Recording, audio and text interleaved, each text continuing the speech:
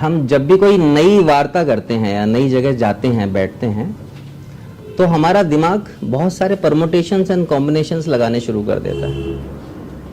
क्या ये जो भी बोलेंगे कैसा होगा, सही होगा, गलत होगा, हमारे लिए भी सही होगा कि नहीं होगा, या ये तो मुझे पहले ही से पता है, ये क्या नया बता देंगे। हमारे दिमाग की जो आउटर पेरिफेरी है वो रोकती है चीजों को आप तक जाने से। आप तक जाने का मतलब क्या है? जहां पे आप ग्रहणशील होते हो। एक आपके दिमाग का एक केंद्र भी है ना अंदर जाके, जहां पे आपके अंदर कमिटमेंट बनता है, किसी के लिए समर्पण आता है, किसी के लिए मजबूत भावनाएं बनती हैं, कोई प्रबल इच्छा बन जाती है, कोई आप बड़ा संकल्प ले लेते हैं, बहुत ज्यादा खुशी से भर जाते हैं। कोई ना कोई ऐसा तो केंद्र होगा जहां पे जाके आप अपने आप को मिल पाते हो,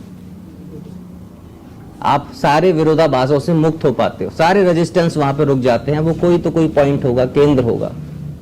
वहां तक जाने के लिए, किसी भी बात को पहुंचाने के लिए आपको सबसे पहले विवाद से बचना होगा। अब ये विवाद हमारा और आपका नहीं है, ये विवाद आपका ही आपसे है।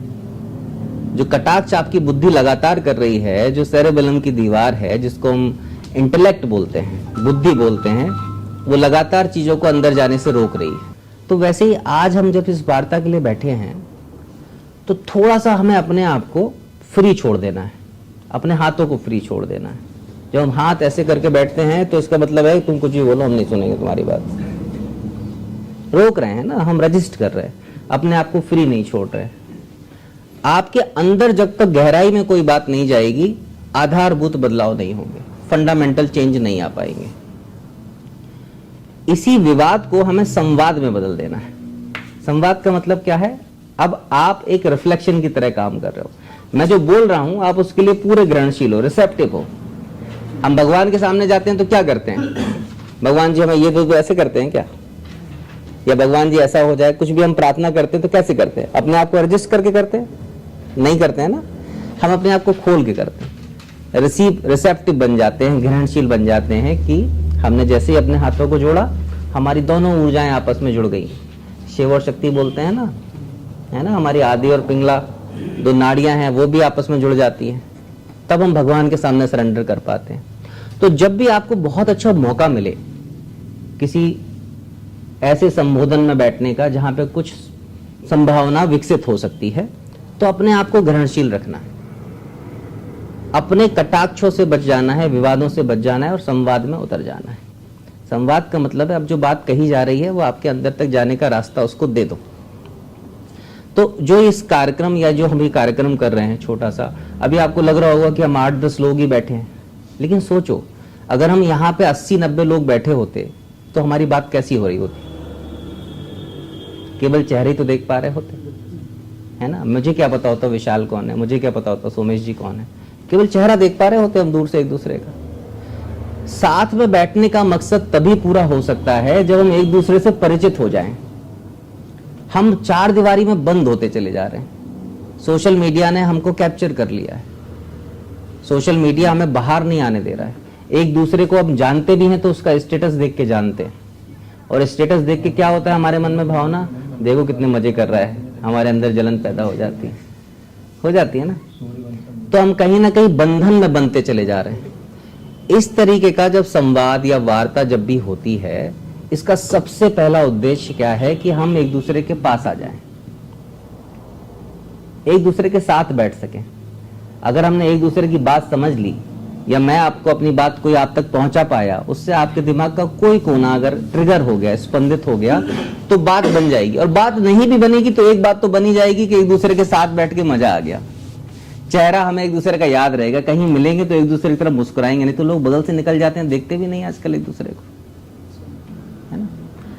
ये जो सामाजिक वैमनस्यता है, इसको समरसता में परिवर्तित करने का एकमात्र रास्ता हम लोगों को जो समझ में आया कि सबसे पहले बहुत सारी जगहों पे इस तरीके की बातचीत होनी चाहिए। अगर बातचीत ही नहीं होगी, आप अगर पॉलिसीज पे डिस्कशन नहीं करेंगे, आप अगर इकोनॉमिक्स पे डिस्कशन नहीं करेंगे, आप अगर अपने भविष्य की संभावनाओं पे डिस्कशन नहीं करेंगे, आपको रास्ते कैसे मिलेंगे? आपको रास्ते इंटरनेट से मिल जाएंगे, ऑप्शन बहुत सारे, लेकिन प्रैक्टिकल लाइफ पे जब आप आएंगे तो आपके पास कन्फ्लिक्ट आना शुरू हो जाएगा। हमें बढ़ना तो आ गई है ना, हम सबकी प्रबल इच्छा एक ही है। अगर अपने अंदर झांक के देखोगे, आज हम जिस भी स्थिति में हैं उससे हमें एक कदम आगे चले जाना है, फिर एक कदम के बाद फिर एक कदम आगे चले जाना है। आगे ही तो बढ़ना चाहते हैं हम, अपने फाइनेंशियल स्टेटस पे आगे बढ़ना चाहते हैं, हेल्थ वाइज बेटर होना चाहते हैं, सोशल बॉन्डिंग में अच्छे होना चाहते हैं। इन सभी का रास्ता एक ही जगह से जाता है, समाज के बीच से। अगर हम समाज से दूर हैं, हमें बहुत ज्यादा स्ट्रगल करना पड़ेगा, और समाज के साथ हैं सारी धाराएं आसान हो जाएंगी। अगर हम रियल एस्टेट का ही काम कर रहे हैं केवल, तो रियल एस्टेट में अगर हमारा सोशल सर्कल बहुत अच्छा है, लोग एक दूसरे के लिए अच्छा सोच रहे हैं, सहयोगी हैं, तो ये काम आसानी से बड़ा हो जाएगा, या इसमें थोड़ी दिक्कत आएगी? आसानी से हो जाएगा ना, क्योंकि हम सहयोगी हैं एक दूसरे के लिए।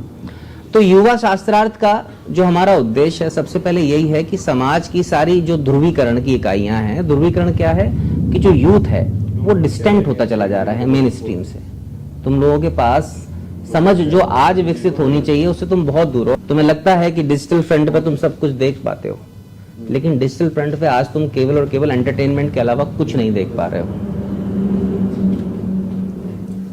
तो युवा शास्त्रार्थ का जो मतलब है, एक तो यूथ को हमें एंटरटेन करना। शास्त्रार्थ का मतलब होता है साइंटिफिक डायलॉग, मतलब एक वैज्ञानिक हमें संवाद करना है कि हम जब भी किसी काम में उतरें तो वह बेहतर तरीके से उतरें, संकल्पना के साथ उतरें। तो आज इसी क्रम में ये जो कार्यक्रम है, इस पे हम लोग कुछ महत्वपूर्ण विषयों को संज्ञान में लाने की कोशिश करेंगे। क्या करेंगे हम भविष्य में? हमें चिंतित नहीं होना चाहिए इस चीज को लेके। हमें लगता है कि हम बहुत बिजी हैं, बहुत सारे काम कर रहे हैं, हमारे पास बहुत बड़ी अपॉर्चुनिटी। क्या अपॉर्चुनिटी है? 1 साल बाद 2 साल बाद अपने आप को ढूंढ नहीं पाओगे, कहां हो आप, कहां खड़े हो। हर काम मशीन कर रही है, हर छोटे से छोटा बड़े से बड़ा काम मशीन कर दे रही है। कितनी मेहनत करेंगे हम, लेबर कितना करेंगे? जब सब कुछ मैकेनिकल हो जाएगा तो हमारे पास अपॉर्चुनिटी कितनी बची?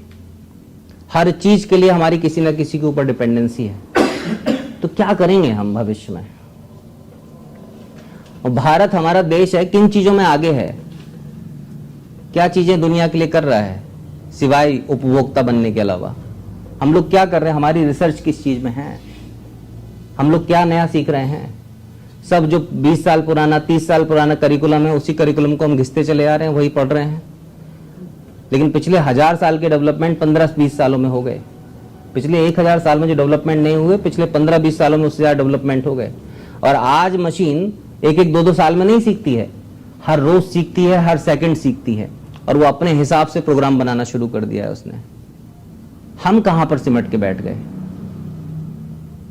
हमें चिंता नहीं होना चाहिए इस बात से, घबराहट नहीं होना चाहिए, बेचैनी नहीं होना चाहिए कि हम क्या कर रहे हैं। 1-1 लाख रुपए के फोन खरीद के दिन भर हम अंगूठा घिसते हैं, 300 रुपए का रिचार्ज करके 7 घंटे हम अंगूठा घिस रहे हैं फोन के ऊपर। और 7 घंटे अंगूठा घिसने के बाद आपके दिमाग में क्या रहेगा कचरे के अलावा? आपकी खुद की सोच नहीं रहेगी।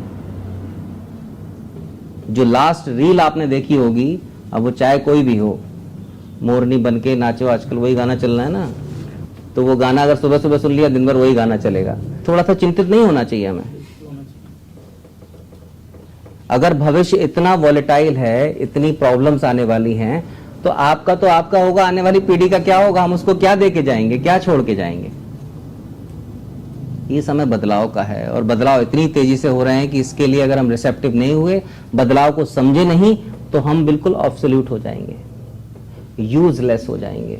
ये मैं कोई भविष्य की बातें नहीं कर रहा हूं, ये आज हो रहा है। आज आपको जितने काम करने होते थे वो मशीन आपसे बेहतर कर पा रही है।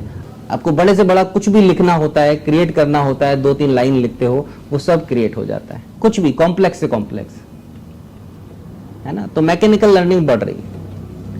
अब इस चीज के लिए अगर हम रिसेप्टिव हैं, या ये चीज हमें समझ में आ रही है, तो क्या करना चाहिए हमें ऐसे समय में? क्या करना चाहिए? हमारे पास क्या ऑप्शंस होने चाहिए? कुछ नया सीखते रहना चाहिए, कुछ नया सीखते रहना चाहिए। क्या नया सीखोगे आप? कुछ भी क्या? कुछ भी क्या? कुछ भी तो हम सीख ही रहे हैं ना। अभी तो आप जाने अनजाने में 24/7 कुछ ना कुछ सीख ही रहे हो, है ना?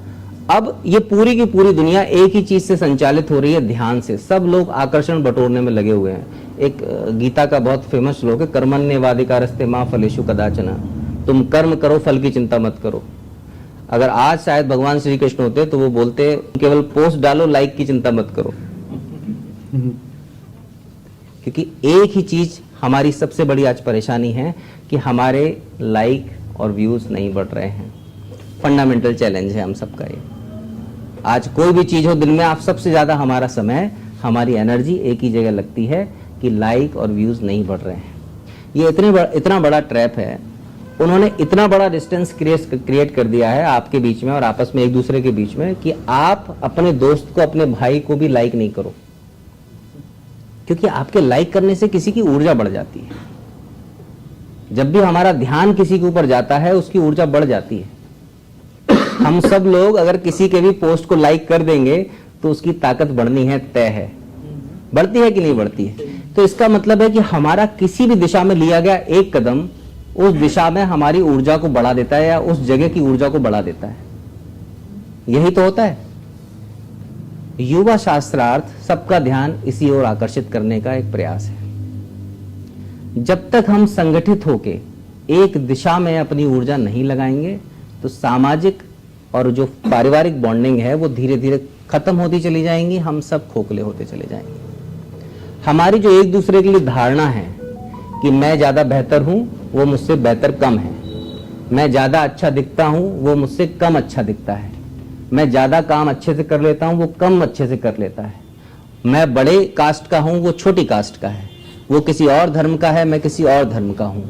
ये जो हमारे अंदर विचार आते हैं, आइडेंटिकल विचार आते हैं, यही हमारी धारणाओं को एक दूसरे से दूर कर देते हैं। हम चाहते हैं कि जब भी हम कोई काम करें, सोमेश जी कोई भी काम करें, तो विशाल, राज, राहुल सभी लोग उसमें सहयोगी हो जाएं। अगर सभी लोग सहयोगी हो गए तो इनका काम आसान हो जाएगा, कठिन होगा? आसान हो जाएगा ना। कोई भी कुछ भी काम करे तो हमें एक दूसरे की ऊर्जा संचालित करने के लिए आज एक जगह बैठने की जरूरत है, एक दूसरे के साथ काम करने की जरूरत है। दूसरा, टेक्नोलॉजी को आप इग्नोर नहीं कर सकते। तकनीकी को आप बिल्कुल इग्नोर नहीं कर सकते। तो तकनीकी एडवांसमेंट से हर दिन जो भी एडवांसमेंट हो रहे हैं उसको आपको हर रोज सीखने की जरूरत है। और आपने इग्नोर किया, आप वेस्ट हो गए, क्योंकि ये बहुत तेजी से और डायनेमिक चेंजेस हो रहे हैं।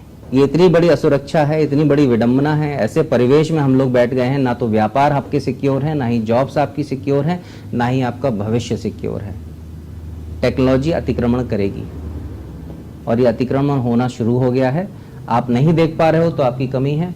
देखना शुरू कर दो, जागना शुरू कर दो और आपस में एक दूसरे के साथ बॉन्डिंग पे अब ज्यादा काम करना शुरू कर दो। जितने दूर होगे उतने कमजोर हो जाओगे। इसका मतलब सही फंडामेंटल यही है कि बटेंगे, अगर हम डिस्ट्रीब्यूट हो गए, अलग हो गए एक दूसरे से, तो हम कोई भी काम नहीं कर पाएंगे। कट जाएंगे, हमारी रेंज कट जाएगी, एक दूसरे के पास पहुंचने की क्षमताएं कट जाएंगी, ताकत हमारी कम हो जाएगी ना, तो वो कटना शुरू हो जाएगा। तो हमें आपस में एक दूसरे के साथ सौहार्द बनाने की जरूरत है।